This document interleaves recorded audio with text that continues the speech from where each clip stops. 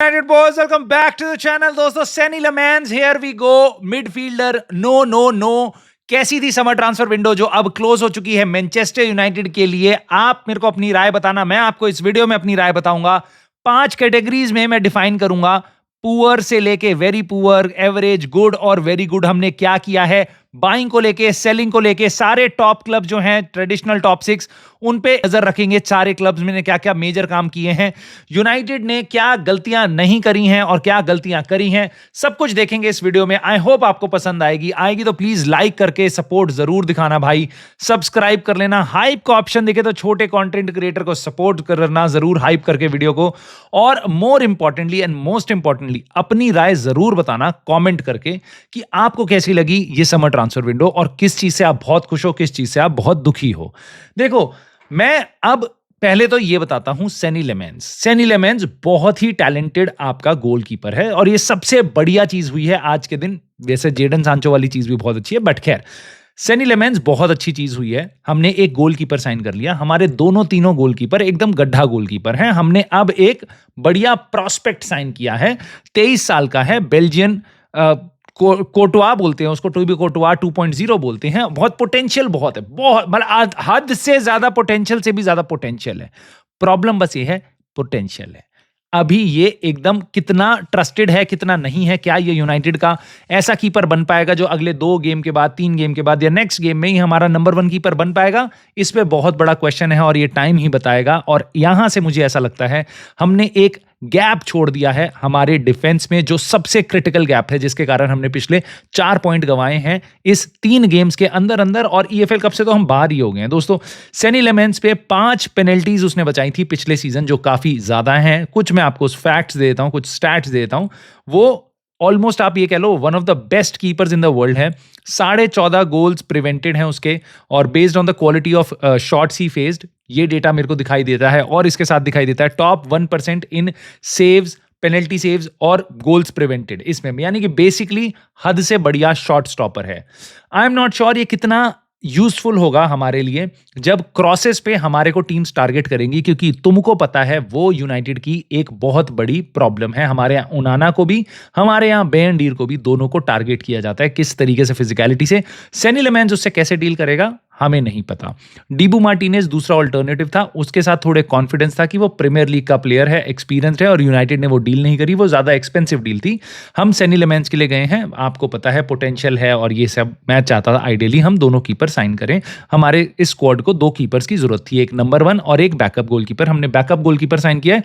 Hope ये है कि ये बैकअप से ज्यादा हो, एक प्रो लेवल का बैकअप हो, ताकि ये हमारा मेन गोलकीपर बन पाए। नाउ इसके अलावा क्विकली मैं आपको बताता हूं, एंटनी की डील हो गई है। 21 मिलियन पाउंड, 21.5 मिलियन पाउंड का परमानेंट ट्रांसफर है। उसके बाद आपको 50% जो प्रॉफिट होगा उस पे आपको 50% मिलेगा। तो इस सेलोन क्लॉज ये है। गर्नाचो आपको पता है पहले ही जा चुका था, उसके बाद रैशफोर्ड जा चुका था।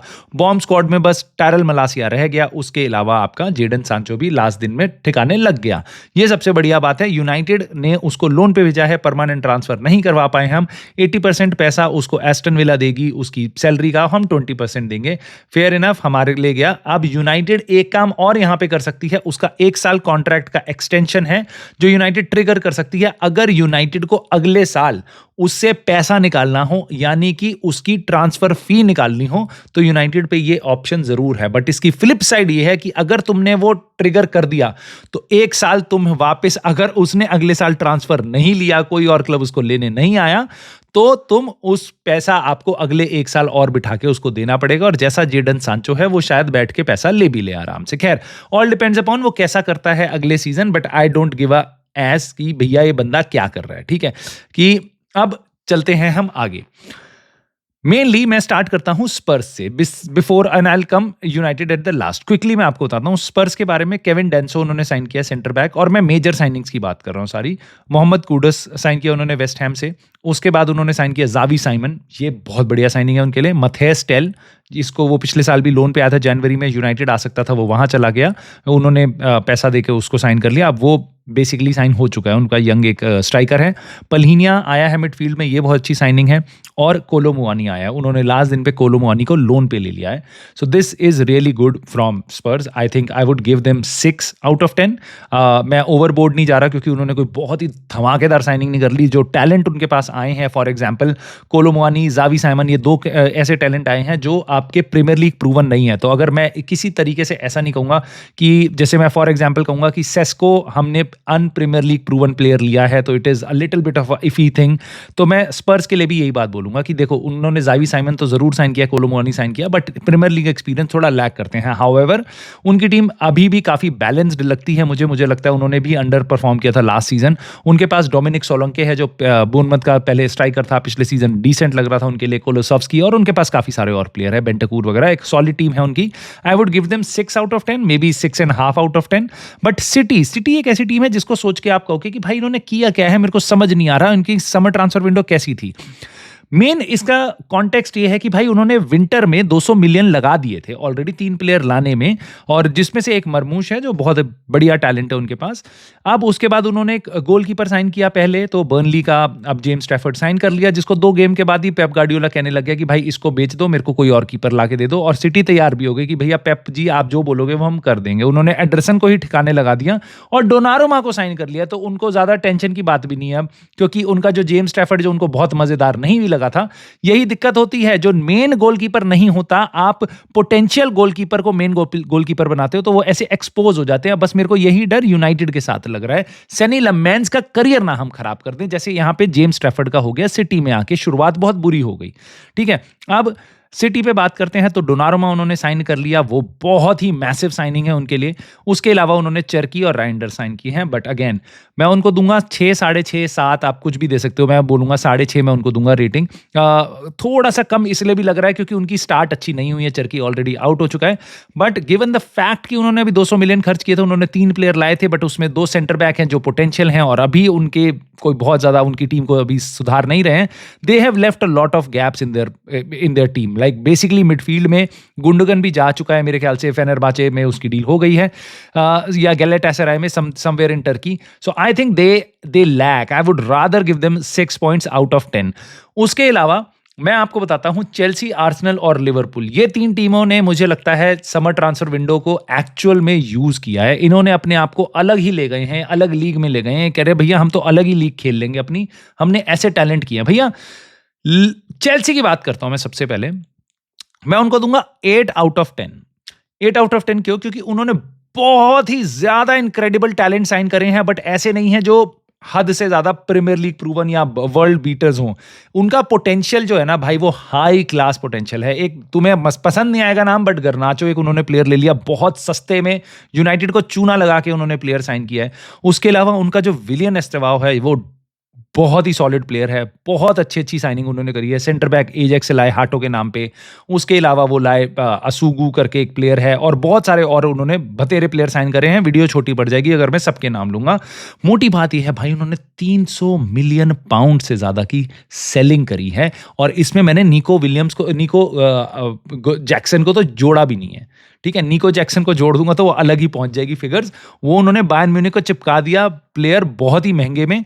16.5 मिलियन यूरोस की फी अब तय हुई है फाइनली, जो पहले 15 मिलियन में ऑलरेडी इतनी ज्यादा लोन फी में हो गया था निकलस जैक्सन बायर्न म्यूनिख। अब 16.5 उन्होंने बढ़ा के पैसे दिए हैं बायर्न म्यूनिख ने, 10% और बढ़ा के दिया उनको पैसा। तो उन्होंने, खैर चेल्सी ने रंपट सेलिंग करी है, रंपट पैसा प्लेयर्स लाई है, और सारे पोटेंशियल है। फिर ये बेचेगी अगले सीजन, देखना तुम 200-300 मिलियन पाउंड के प्लेयर।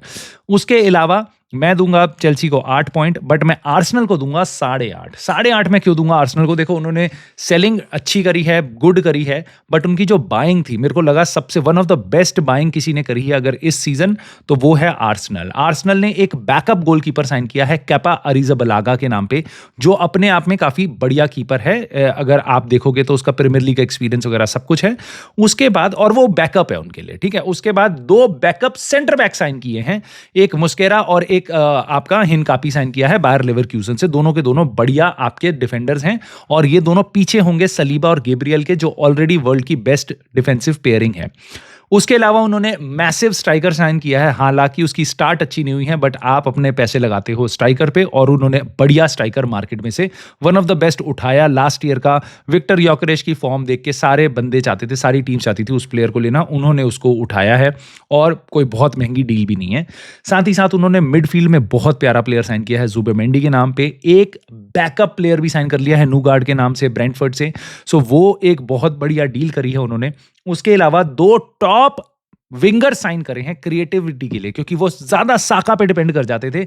अब उन्होंने कहा भाई गया साका साइड में, उसको भी कंपटीशन देने के लिए अब एबेरेचे इजे आ चुका है और आपका मेडुएके आ चुका है।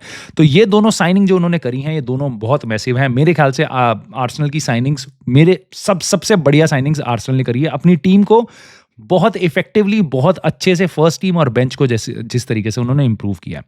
लिवरपूल मेरे हिसाब से सबसे बढ़िया ट्रांसफर विंडो उनकी थी, क्योंकि उन्होंने सेलिंग वापस 200 मिलियन से ज्यादा की सेलिंग करी है। डार्विन न्यूनेज, लुइस डियाज, बहुत सारे प्लेयर उन्होंने सेल करे हैं, बहुत महंगे महंगे। उसके बाद उन्होंने एक बैकअप गोलकीपर अपना लोन से वापस मंगवा लिया, वो भी उनके स्क्वाड में अब आ गया है। They have got a top left back, उसकी स्टार्ट बहुत अच्छी नहीं हुई है, but top left back, top right back Frimpong के नाम पे। यूनाइटेड फैंस भी चाहते थे वो आ जाए, अगेन वो इंजर्ड हो गया तो स्टार्ट अभी अच्छी नहीं है। लिवरपूल के बहुत सारे प्लेयर्स की अभी स्टार्ट अच्छी नहीं है, बट जो उनकी मैनेजमेंट कर सकती थी प्लेयर्स लाके देना, उन्होंने बहुत अच्छे से किया है। सेंटर बैक वो बहुत सही लाए हैं, इटली से उठा के सेंटर बैक लाए हैं। मार्क गेही की डील लास्ट डे पे कोलैप्स हो गई थी, इसलिए मैं उनका थोड़ा सा हल्का सा आप कह सकते हो कमियां हैं, वरना उसके अलावा उन्होंने कुछ नहीं छोड़ा भाई। जो फॉरवर्ड साइनिंग्स करी हैं उन्हें, फ्लोरियन वर्ड्स इतना महंगा, उसके बाद ह्यूगो एकिटेके, भाई ये 2 साइनिंग्स ही काफी थी। उन्होंने उसके बाद इंग्लिश प्रीमियर लीग का one of the best striker उठा लिया वर्ल्ड का, अलेक्जेंडर ईसैक के नाम पे। लास्ट दिन में जाके 125 मिलियन ये दे रहे हैं, 5 मिलियन अलेक्जेंडर ईसैक दे रहा है, 130 मिलियन में वो डील फाइनल हुई है। तो मेरे हिसाब से भाई मैं नंबर दूंगा लिवरपूल को 9, 1 नंबर काटूंगा मैं बस आपका उसकी जो साइनिंग नहीं हो पाई मार्क गेही की, क्योंकि they left it very late. But यहाँ पे भाई they have really tremendously invested in this team, they have sold very well, something that United lack. Now I will come now straight away to United, क्योंकि United के बारे में बात करनी बहुत जरूरी है, क्योंकि वो हमारा क्लब है। देखो दोस्तों, हमने 60 मिलियन का पैसा उठाया है हमने एंटनी और गर्नाचो को बेच के। उसके बाद जो हमने बाकी सारे बेचे हैं, सारे लोन पे बेचे हैं। हर एक डील जो हमने सेल करी है, और इसको सेलिंग वाली डील को मैं आपको बता रहा हूं, गर्नाचो के अलावा 6 महीने थे इनको प्रिपेयर करने के लिए कि हमें किन किन प्लेयर्स को बेचना है। जब से रूबेन एमरे में आया था वो बहुत क्लियर था, 2 महीने के अंदर अंदर हमें पता चल गया था रैशफोर्ड बाहर जा रहा है, सांचो है ही नहीं सीन में, और बहुत सारे क्लब्स के बारे में, बहुत सारे प्लेयर्स के बारे में पता चल गया था। सांचो का भी हमें आइडिया लग गया था मार्च अप्रैल में ही कि भैया चेल्सी इसको नहीं करेगी साइन, अपना कॉन्ट्रैक्ट ऑब्लिगेशन नहीं लेगी, पैसा देके भेज देगी। We were really pathetic in offloading players. I would say, did we do anything very good? Not at all. Did we do anything good? No. Average जो डील हमने करी है, I would say Rasmus Hojlund की। The reason I will say this average is because we left a hole after selling Rasmus Hojlund, क्योंकि हमें striker की जरूरत थी और मैंने स्ट्राइकर एक लाके एक वापस उसको जो था वो उसको बेच दिया। हमें वो डील नहीं करनी चाहिए थी मेरे हिसाब से, बट हमने जो पैसा किया है उससे हमारा बेसिकली कोई प्रॉफिट नहीं आता, बट हमने जितनी कॉस्ट थी हमारी वो रिकवर हमने कर ली। 6 मिलियन यूरोज की लोन, उसके बाद 44 मिलियन का आपका ऑब्लिगेशन है नेपोली पे, जो कि वो करेंगे, भरपूर करेंगे, क्योंकि उनके पास चैंपियंस लीग फुटबॉल अगले सीजन आ जाएगी, ये जो उनकी मैंडेटरी कंडीशन है वहां पे। उसके अलावा जो एवरेज चीज हमने करी है, हालांकि बहुत ही बेकार डील है, बट मैं उसको एवरेज करूंगा गिवन द कॉन्टेक्स्ट। सांचो की डील 80%, अगर हम बस 20% दे रहे हैं, बस बंदे से फ्रीडम हमें मिल गई, वही बहुत बड़ी बात है। यही बहुत बड़ी विन है यूनाइटेड फैंस के लिए, because this was getting really embarrassing कि कैसा प्लेयर हम लेके आए हैं जो जाना ही नहीं चाह रहा कहीं, उसको लास्ट दिन ठिकाने लगा लिया, इसलिए एवरेज। अदरवाइज डील रियली सक्स फाइनेंशियली यूनाइटेड के लिए, क्योंकि अब आप ये देख लो, हमने बचा लिया है और पैसा जाना, बट हमने वहां से कुछ नहीं कमाया, हमने कोई भी लॉसेज अपने कट नहीं करे। हम उसका पैसा बोरुसिया डॉर्टमुंड को इस साल भी 16-17 मिलियन जो भी हमें देना था वो हम दे रहे हैं, ठीक है। इसके बाद क्या हमने कुछ पुअर किया है? मेरे ख्याल से जो हमने एंटनी वाली डील थी, दैट वाज पुअर। मेरे ख्याल से रियल बेटिस एक बंदा जिसने एक्चुअल में परफॉर्म किया, उसको हम कहीं और नहीं ऑफलोड कर पाए, that is a failure on clubs part. उसके अलावा वेरी पुअर डील्स में मैं बोलूंगा मार्कस रैशफोर्ड और गर्नाचो, ये दोनों डीलें मेरे को ऐसा लगा they stink of, I think, scam.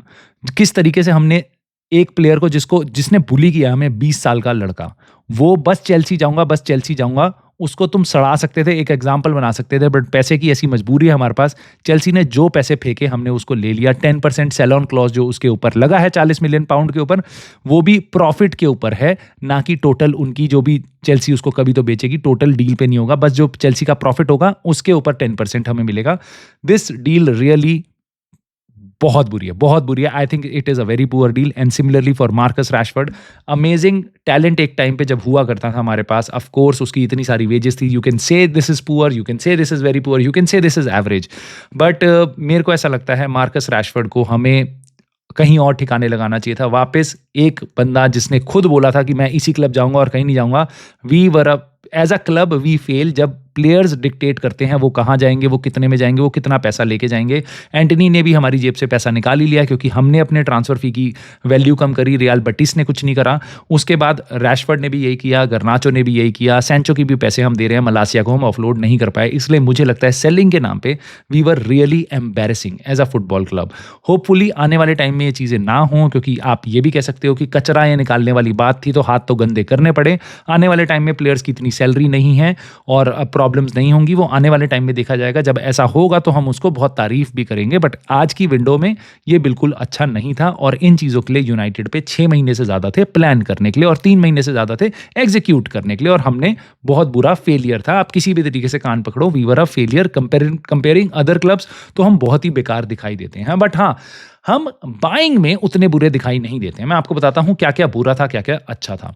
मेरे हिसाब से we were very good deal जो हमने करी है मथेस क्यूनिया की, ब्रायन एम्बुएमो की। I know these are expensive deals, but given the fact कि आपकी टीम को ऐसे प्रीमियर लीग प्रूवन प्लेयर्स दिखाई दे रहे थे जो नंबर 10 पोजीशन में आके जो गोल स्कोरिंग में हेल्प कर सकते हैं, जो आपका सबसे बड़ा कंसर्न था, ये दोनों साइनिंग मैं उनको बोलूंगा वेरी गुड वाली कैटेगरी में डालूंगा। आई नो वेरी गुड में डालने से पहले मेरे को लग रहा था कि यार इनको डालने से पहले बट हमने महंगे प्लेयर साइन कर रहे हैं, बट नहीं, मुझे लगता है जो क्वालिटी वो टीम में लाते हैं that really takes us to very good.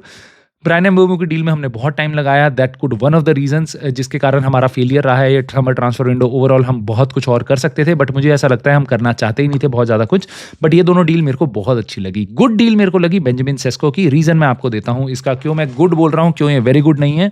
Very good इसलिए नहीं है क्योंकि हमारी ये second, third, fourth, fifth, I don't know कौन सी चॉइस का ये हमारा स्ट्राइकर था। अगेन ये हम एक पोटेंशियल स्ट्राइकर को लेके आए हैं, 22 साल का है, ही हैज़, अब उसके ऊपर सारी जिम्मेदारी है कि भाई तू ही एक गोल स्कोरर है, इंजर्ड मत होइए, लॉस ऑफ फॉर्म मत करिए, क्योंकि हम पे कोई बैकअप नहीं बचा। ये इस डील के साथ बहुत बुरी चीज़ है। पैसा हमने टॉप डॉलर पे किया है इसके लिए भी, और उसके बाद हमने ये डील कैसे क्लोज करी है वो आप जानते हो, लास्ट में न्यूकासल आई थी तब हमने क्लोज करी। बट प्लेयर अच्छा है, पोटेंशियल अच्छा है, इसलिए मैं कहूँगा गुड। और स्ट्राइकर की हमें ज़रूरत थी, तो वो उसके जो अभी तक दिखाई दे रहा है वो डिसेंट दिखाई दे रहा है, इसलिए मैं पॉजिटिविटी रखूंगा सेस्को के साथ भी, और वहाँ पे मैं बोलूँगा गुड। मैं डिएगो लियोन को ज़्यादा कंसिडर नहीं कर रहा, वरना वो भी एक गुड साइनिंग है, but it's a future signing. मैं तो ये बोलूँगा वो फर्स्ट टीम में अभी तक मेरे को दिखाई दिया नहीं है। एवरेज साइनिंग मैं बोलूँगा सेनी लेमेंस को। यस, सेनी लेमेंस को। Player as a backup goalkeeper बिल्कुल बहुत अच्छा है, बहुत अच्छी signing, very good signing as a backup goalkeeper. आप अगर 20 मिलियन इन्वेस्ट कर रहे हो बैकअप गोलकीपर पे, जो यूरोप के बहुत तगड़े स्टैट्स लेके आता है, उसको आप 2 साल देते हो टीम में बस एक बड़े कीपर के पीछे कि भाई तू अब धीरे धीरे डेवलप हो एज अ यूनाइटेड का keeper, very good deal, very good deal. Given the context कि हमने सीधा उसको फर्स्ट टीम के लिए चूज किया है और अब he has to be our first team goalkeeper, that is a recipe for failure.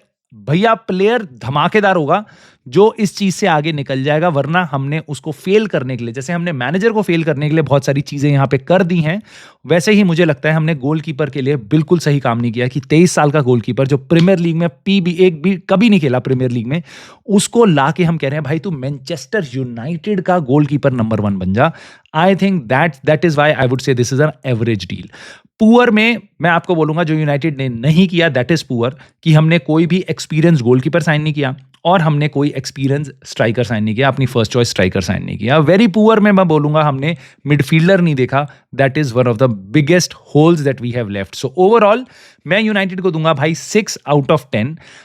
बहुत अच्छी कुछ साइनिंग्स हैं जो बहुत प्रॉमिसिंग है, फ्यूचर में हमें हेल्प करेंगी, बट बहुत सारी चीज़ें हमने छोड़ दी हैं, सेलिंग से लेके कंसर्न्स हैं गोलकीपर, और सबसे बड़ा बेसिकली गोलकीपर का भी मेरे को अभी भी नहीं हूं मैं खुश, साथ ही साथ मैं मिडफील्डर वाली पोजीशन से जो हमने छोड़ा है वो भी नहीं खुश हूं। इस टीम को आप जानते हो अप्रैल मई में मार्च में आप बोल रहे थे ये टीम को चाहिए भाई 6 7 8 प्लेयर चाहिए, हमें बहुत सारी सेलिंग करनी है, हमने लिटरली 2 प्लेयर सेल करे हैं, 4 प्लेयर खरीदे हैं, that is all we have done in this summer transfer window. I can not give us more than 6। और मुझे ऐसा लगता है जो गैप था ओवरऑल चेल्सी, आर्सेनल, लिवरपूल, इन सारे क्लब से वो हद से ज़्यादा बढ़ चुका है, वो वापस जाएंगे चैंपियंस लीग में। हमारी किस्मत अब चैंपियंस लीग में डिसाइड करेगी Aston villa, Newcastle United, Tottenham Hotspurs, ये सब, क्योंकि सिटी अपनी फॉर्म रिकवर कर लेगी, चेल्सी और आर्सेनल और लिवरपूल के साथ they will be in top 4। मुझे लगता है टॉप 5th पोजीशन अगर उसको चैंपियंस लीग मिल गई तो वो डिसाइड करेगा हम सारे जो क्लब्स का। बेसिकली एस्टन विला कहीं अच्छा कर गई, ब्राइटन अगर अच्छा कर गई, जो अच्छा कर जाएगी वो स्पॉट ले जाएगा। तो एक पोजीशन के लिए हम इस जगह पे मिडफील्डर और एक अच्छा गोलकीपर, नंबर 1 गोलकीपर साइन करके हम इसको अपने आप को टॉप 5 के लिए बहुत अच्छी पोजीशन में डाल सकते थे। सारी उंगलियां फिर मैनेजर पे होती कि भाई तेरे को प्लेयर मिल गए हैं, अब परफॉर्म करवा। अब आप मैनेजर को गाली देंगे जो, तो बहुत से लोग, मैं भी इंक्लूडिंग, ये बोलूंगा कि भाई इसको वो चीजें नहीं मिली जो ये चाह रहा था, मिडफील्डर के लिए मर रहा था, बोल रहा था, चिल्ला रहा था, इसको वो नहीं दिया गया। तो ये मेरे को लगता है हमने गैप छोड़ दिया है। आई जस्ट होप कि इसको ये हमें हॉन्ट ना करे by the end of the season, but this is a lot of hope, to be honest, lot of hope, right. उसके अलावा आने वाले टाइम में मैं आपको बता देता हूं, अभी से भविष्यवाणी कर देता हूं, यूनाइटेड आने वाले टाइम में बहुत अच्छी साइनिंग करने वाली है। यूनाइटेड सर जिम रैटक्लिफ का इंटरव्यू भी आ जाएगा 1-2 महीने में, वहां पे वो बोलेंगे हमें कितनी प्रॉब्लम्स थी, हमने क्या क्या अच्छा कर दिया। उसके अलावा एक तरफ से प्रोटेस्ट भी होंगे, यहाँ पे यूनाइटेड की तरफ से वो पॉजिटिविटी फैलाने की कोशिश की जाएगी, जैसे कि क्रिस व्हीलर ने आके कह दिया कि Manchester United accept they can't do everything in one window and the midfield is likely to be priority in January और नेक्स्ट समर। कह रहे हैं कि they have accepted that they can't do everything in one window. अबे everything in one window, do something in one window. कह रहे हैं, मतलब सुन रहे हो तुम क्या कह रहे हैं? अबे एक गर्दन निकालो अपने कुएं के मेंढक बाहर और देखो आर्सेनल ने क्या किया, उसको कहते हैं एवरीथिंग। लिवरपूल ने, चेल्सी ने क्या किया, उसको कहते हैं एवरीथिंग करना। ये कह रहे हैं we can't do everything in one window. अरे तुम्हारे पे जनवरी ट्रांसफर विंडो थी, तुमने क्या कर लिया? तुम पे समर ट्रांसफर विंडो थी, तुमने क्या कर लिया? मैनेजर को आए हुए 2 विंडोज निकल चुकी हैं और तुमने अभी तक कुछ नहीं किया। You can't do something in this one window. ये है यूनाइटेड की हालत। बट ये बताया जा रहा है कि हम जनवरी में मिडफील्डर साइन करेंगे, जो मैं तुम्हें बता रहा हूं हम नहीं करेंगे। उसके बाद कह रहे हैं हम समर में ट्रांसफर में करेंगे। तो भाई अगले साल की अगले साल देखेंगे, देखते हैं हम कहां हैं। समर ट्रांसफर विंडो तो ऐसे डिसाइड करके चल रहे हैं जैसे इनको पता है अगले साल क्या होने वाला है। भैया अगले साल कैज़मीरो जाएगा, अगले साल मैग्वायर जाएगा, जिसके लिए तुम पैसा चवन्नी नहीं उठवा पाओगे, जैसे तुम्हारे को छोड़ के गए विक्टर लिंडेलॉफ, जॉनी एवंस और ये सारे प्लेयर्स, राइट, एरिक्सन। तो तुमने बेसिकली लिटरली कुछ नहीं किया, खास कुछ नहीं किया। अब लेकिन तुम्हें पॉजिटिविटी की ऐसी ब्रिगेड सामने आएगी, तुम्हारे ऊपर डिपेंड करता है तुम क्या उनके जो धूल झोंकेंगे वो तुम उसमें बह जाओगे, या तुम यहां बैठ के देख लोगे भाई रियलिटी ये है मैनेजमेंट की, और यहां पे हमारे मैनेजर और प्लेयर हैं, हम इनको बैक करेंगे पूरे सीजन, देखते हैं ये कितना अच्छा कर पाते हैं, इनको सपोर्ट करेंगे, ह्यूमिलिएट नहीं करेंगे, अब्यूज नहीं करेंगे। Let support the team, let support the manager, let support the players, because they are the ones who will fight for you, not this management. So let me know दोस्तों, तुम्हारी thoughts क्या हैं player की signings को लेके, कौन कौन सी चीजों से आप खुश हो साइनिंग में, इस ट्रांसफर विंडो में किन से आपको बुरा लगा है, मुझे आप अपनी राय जरूर कमेंट करके बताना। इस वीडियो को लाइक कर देना अगर ठीक लगी हो तो, और सब्सक्राइब कर लेना अगर आपको कंटेंट और चाहिए यूनाइटेड से रिलेटेड। डेली वीडियोस आती रहेंगी, and I will see you soon in the very next video.